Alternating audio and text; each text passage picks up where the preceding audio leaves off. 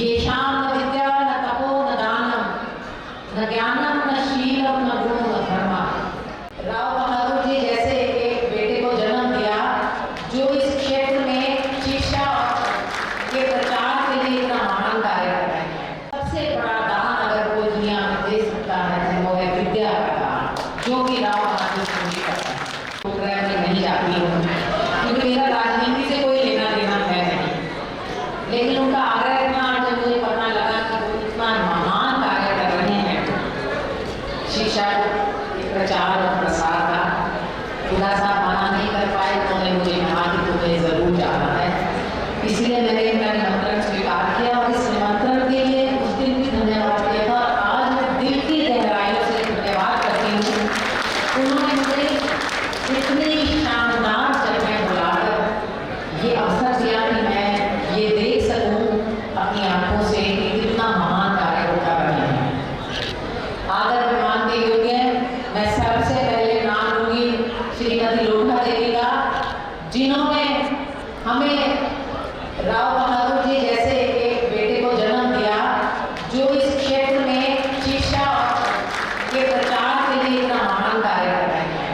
आदर विमान के योग्य श्रीमती लोढ़ा देवी जी, मेरे साथ आई हुई हमारी पूर्व शिक्षा मंत्री मेरी छोटी बहन गीता बुकल जी, राव बहादुर जी, अनिता यादव जी, रामदान सिंह और रामचंद्र तो चले गए दोनों, इंतजार प्रोग्राम थोड़ा लंबा हो गया है शायद। एम एल रंगा जी और भी यहाँ बहुत लोग हैं, मैं सबका नाम नहीं लूंगी क्योंकि मुझे पता है बहुत देर हो गई मेरे लिए। सभी आदर विमान के योग्य जो भी आज यहाँ आए हुए हैं, भाइयों बहनों और स्कूल के बच्चे जिन्होंने इतना खूबसूरत सांस्कृतिक कार्यक्रम किया, सभी को मेरा नमन अभिनंदन। मैं इतनी आज अभिभूत हूँ कि ऐसे क्षेत्र में भी कोई इतना अच्छा कार्य कर रहे हैं। ये कहा गया है कि सबसे बड़ा दान अगर कोई दुनिया में दे सकता है तो वो है विद्या का दान, जो कि राव बहादुर जी करता है। शिक्षा के बिना वैसे भी मनुष्य का जीवन अधूरा रह जाता है। मुझे लगता है कि एक जानवर और मनुष्य में फर्क है कि शिक्षा नहीं है। अपना जीवन खाना पीना वो तो पशु भी करते हैं, मनुष्य और पशु को अगर कोई चीज अलग करती है तो वो है एक अच्छी शिक्षा। जैसे कि मैंने पहले भी कहा, ये शाम न विद्या न तपो न दानम न ज्ञानम न शीलम न गुण न धर्म ते पृथ्वी लोके भूमि भारभूता मनुष्य रूपे निरांचल। अर्थात जिसके पास विद्या ज्ञान दान धर्म शील और धर्म का ज्ञान नहीं है वो इस धरती पे भार के समान है, पशु के समान है। वो केवल यहाँ आते हैं और चल के खाना खा के अपना जीवन व्यतीत करके चले जा रहे हैं। तो अगर एक अच्छा मनुष्य बनाने का कार्य कोई करता है तो वो शिक्षा करती है, और उसके लिए जो ये विद्यालयों का निर्माण राव बहादुर सिंह जी कर रहे हैं, ये मैं समझती हूँ कि समाज के लिए एक बहुत बहुत बड़ी सेवा है। और मैं तो इनके उपलब्धियां सुन के स्तब्ध हूँ कि ऐसे आंचल में यहाँ के बच्चों ने इतनी उपलब्धियां हासिल की हैं। इसका श्रेय अगर इनको जाता है तो इसके साथ साथ राजेंद्र यादव जी को भी जाता है, जो जिन्होंने शुरुआत इसकी करी और एक बीज के रूप में छोटा सा बीज लगाया था जो आज एक वट देश की तरह चारों तरफ फैला हुआ है। विश्व की सबसे प्राचीन शिक्षा, विश्व की सबसे पहली शिक्षा या उपदेश अगर किसी ने दिया था वो भगवान श्री कृष्ण के गीता के रूप में। वो सबसे पहली शिक्षा मानव जाति को मिली थी। कॉलेज स्कूल की डिग्रियां नहीं थी, लेकिन वो जीवन जीने का एक उपदेश था, एक शिक्षा थी। और आज अगर श्री कृष्ण के बताए हुए रास्ते को यदुवंशी नहीं आगे बढ़ाएंगे तो कौन आगे बढ़ाएगा? तो मैं यदुवंशी संस्थाओं को बधाई देती हूँ कि वो भगवान श्री कृष्ण के बताए मार्ग पर चल रहे हैं, शिक्षा का प्रचार और प्रसार कर रहे हैं।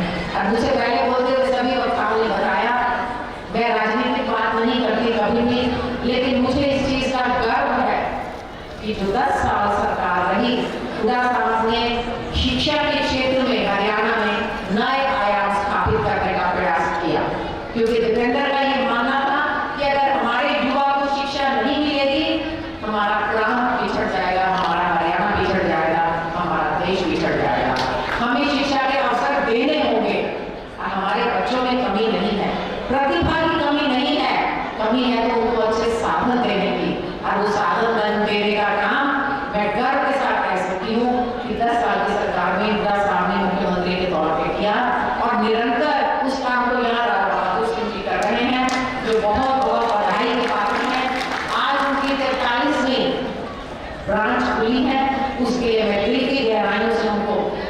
बधाई नहीं देती, शुभकामनाएं देती हूँ।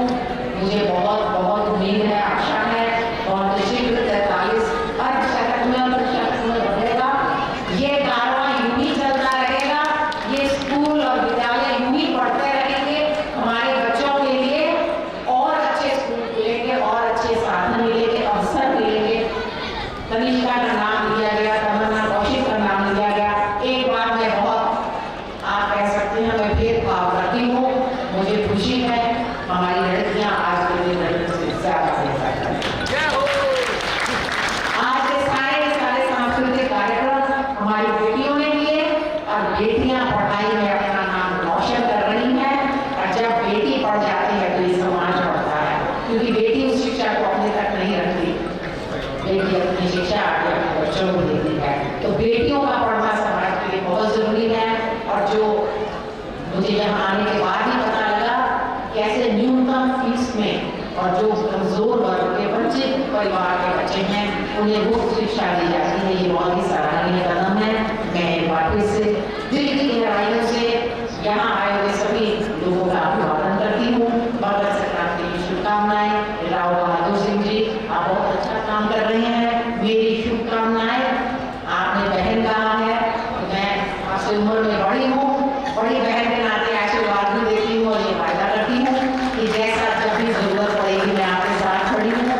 और हम इस काम में, इस क्षेत्र में आपकी जो मदद जब भी चाहेगी हम आपके साथ हैं। मैं एक बार फिर से आपकी माता जी को, श्रीमती लोरा देवी जी को सचेत नमन करती हूँ कि उन्होंने ऐसा बेटा दिया जिसने इस क्षेत्र का नक्शा सुधार दिया। वो काले पानी वाली बात मीडिया बंधुओं भूल जाओ, अब उस बात को दोबारा नहीं कहना कभी कि ये काला पानी था।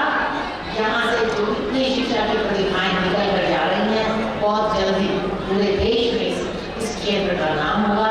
सेंट्रल यूनिवर्सिटी आ चुकी है और भी आएंगी यूनिवर्सिटी, और इस क्षेत्र के बच्चे अपना दिन दुगनी रात चौगुनी तरक्की करेंगे। मेरी शुभकामनाएं आप सब के लिए बहुत